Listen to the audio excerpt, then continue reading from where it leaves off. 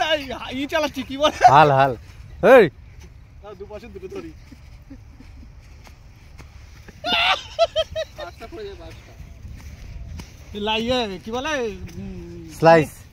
আরে না না সেলেস গাড়ি আসার সময় কি করে জানো হাল টানে লাঙল লাগছে শালা গাড়ি উঠে গেছে ওইদিকে তাকা ওই দেখো